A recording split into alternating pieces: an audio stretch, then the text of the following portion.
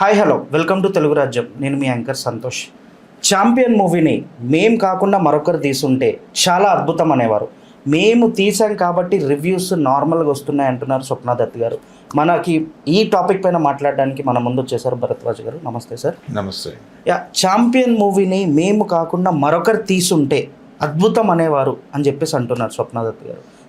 దీనిపైన మీరేమంటారు సార్? ఏం మాట్లాడతారు? అంటే ఆవిడ నెగిటివ్ రివ్యూస్ కొన్ని వచ్చినాయి. నెగిటివ్ అంటే నెగిటివ్గా ఆవిడ అనుకుంటున్నారు, కానీ నెగిటివ్ రివ్యూస్ ఏం కాదు సార్. పాజిటివ్గానే మాట్లాడుతూ, అంటే విజువల్ స్కేలింగ్ బాగుంది సినిమాలో. అంటే విజువల్ గ్రాండియర్ ఉంటే సినిమా చూసేస్తారు అనేది భ్రమ. కనెక్ట్ చేసేటువంటి అంశం ఉండాలి. సినిమా చూసి బయటకు వచ్చిన తర్వాత అది జనాల్ని హంట్ చేయాలి. హంట్ చేయటానికి ఇందులో 3 అంశాలు ఉన్నాయి. ఒకటేమో యుద్ధరంగం ఉంది, ప్రజాయుద్ధ రంగం ఉంది ఈ సినిమాలో. ప్రజాయుద్ధ రంగంలో జరిగేటువంటి ఒక ప్రేమ కథ, దానికి ఒక లక్ష్యంతో కూడుకున్నటువంటి హీరో, ఇది వాళ్ళు చెప్పదలుచుకున్నటువంటి అంశం. నిజానికి డైరెక్టర్ గారు ప్రదీప్ అద్వైతం, ఆయన 2 సినిమాలు తీయాలనుకున్నాడట. ఏది? ఈ ఛాంపియన్ అనేటువంటి లక్ష్యంతో కదిలేటువంటి ఒక యువకుడి కథ. అందులో బైరాన్పల్లి లేదు. బైరాన్పల్లి విడిగా సినిమా తీయాలనుకున్నాడు ఆయన, కానీ రెండింటిని మిక్స్ చేసి ఒక సినిమా తీశాడు. అంటే ఈ స్టోరీలోనే 2 మూవీస్ తీద్దామని? నో. అది ఇప్పుడు ఈ స్టోరీలో, ఈ సినిమాలో ఉన్న 2 సంఘటనలు, ఈ రెండింటిని 2 సినిమాలుగా చేయాలనుకున్నాడు. ఒకటేమో love story. Okay. Love story plus అతను లక్ష్య సాధన కోసం కదలటం, ఇది ఒకటి. రెండోది బైరాన్పల్లి స్టోరీ. ఓకే. ఈ 2 సినిమాలు విడివిడిగా చేయాలనుకుని బైరాన్పల్లి తీస్తే డాక్యుమెంటరీ అవుతుందేమో అని తనే భావించి దాన్ని తీసుకొచ్చి దీనిలో మిక్స్ చేశాడు. మిక్స్ చేసి ఈ 2 కథల్ని ఒకే టైం లైన్లో చెప్పాడు. చెప్పటం వలన ఏం జరిగింది, ఇక్కడ ప్రజాయుద్ధం అనేటువంటిది చెప్పడంలో కొన్ని వైఫల్యాలు జరిగాయి.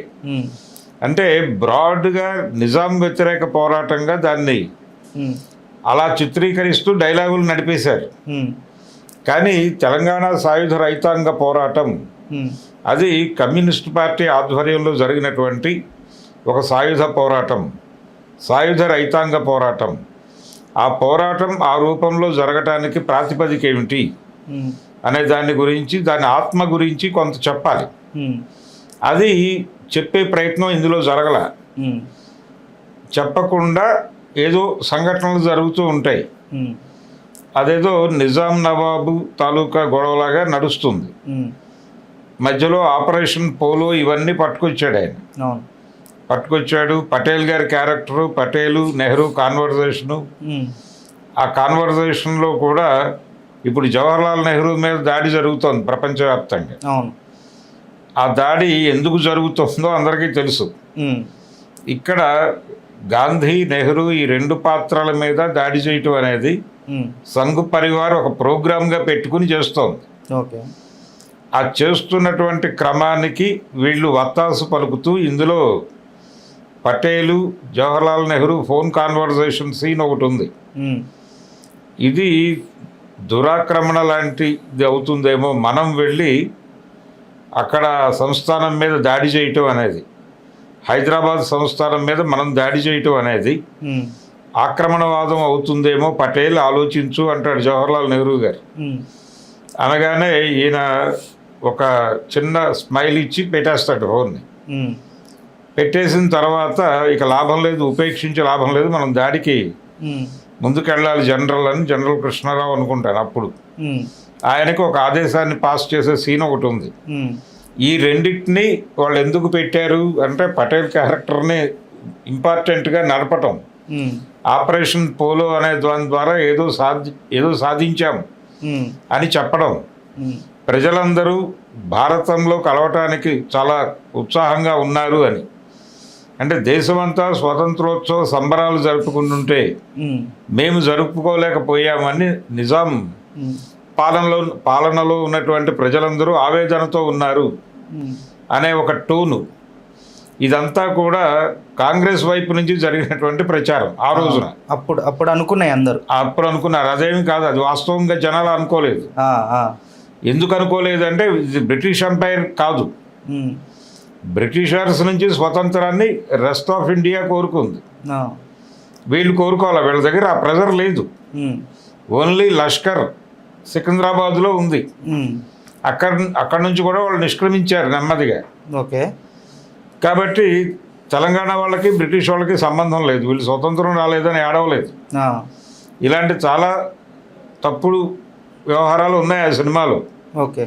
అయినప్పటికీ ఉమ్, అవన్నీ ఎందుకు చెప్పదలుచుకున్నారు అంటే ప్రస్తుతం అధికారంలో ఉన్నటువంటి సంఘ్ పరివార్ ఉమ్, శక్తులను మెప్పించుట అనే ప్రోగ్రాం ఒకటి హిడెన్గా ఉంది. ఉమ్, అంటే సినిమా వాళ్ళ మూడ్ ఎలా ఉందంటే ఉమ్, కొంచెం మన సినిమాలో ప్రో హిందుత్వ వెళదాం ఉమ్, అనే ఒక యాటిట్యూడ్ ఉంది వాళ్ళల్లో. ఉమ్, అది ఒక కమర్షియల్ ఫార్ములా అని కూడా అనుకుంటున్నారు, అందుకే అఖండ తాండవాలు ఇవన్నీ వస్తున్నాయి. ఉమ్. అట్లా తీస్తే హిట్ అయిపోతుంది అని చెప్పేసి బ్రెయిన్లో ఫిక్స్ అయిపోయి ఉన్నారు. అలాంటి ఒక అభిప్రాయం ఉంది వాళ్ళకి, అందుకని కొంచెం ఆ వైపుగా కొంత అప్రిసియేషన్, ఆ, పటేల్ గొప్పవాడు జవహర్లాల్ నెహ్రూ కన్నా ఉమ్, ఇలాంటి ఇంప్రెషన్స్ ఇవ్వాలని అనుకున్నారు వాంటెడ్గా. ఉమ్, సరే ఆ గోల నడిచింది. సరే దానిలో రకరకాల గందరగోళాలు ఉన్నప్పటికీ ఉమ్, దాన్ని ఏదో మేరకు యాక్సెప్ట్ చేసేస్తే ఉమ్, ఆ ఆత్మని చెప్పే ప్రయత్నం చేయాలి. సుందరయ్య గారి పాత్ర పెట్టారు కానీ తెలంగాణ సాయుధ రైతాంగ పోరాటం ఎందుకు జరిగింది, ప్రధానంగా ఆ యుద్ధం ఎవరి మీద జరిగింది అనేది ఉమ్, ఒక సమగ్రమైన క్లారిటీ ఇచ్చే ప్రయత్నం జరగలేదు. ఉమ్, దాంతోపాటు బైరాన్పల్లి ప్రజల ఆకాంక్షల్ని, ఉమ్, ఆ రోజుల్లో జరిగినటువంటి 3-4 దాడుల్ని, ఉమ్, ఆ గ్రామ ప్రత్యేకతని ప్రాపర్గా ఎస్టాబ్లిష్ చేయాలి. ఉమ్, దాంతోపాటు అక్కడ ఒక ప్రేమ కథ జరుగుతుంది. ఉమ్, ఆ ప్రేమ కథ జనాల మనసుల్ని హంట్ చేసే పద్ధతిలో చిత్రీకరణ జరగలేదు. ఉమ్, అంటే మనకి ఈ రోజుకి గీతాంజలి లేదు, అక్కినే నాగేశ్వరరావు గారి దేవదాసు, నాగ చైతన్య గారి ఏం మాయ చేసావే, ఉమ్, ఇలాంటి సినిమాల్లో కొన్ని సంఘటనలు చాలా హంటింగ్గా ఉంటాయి.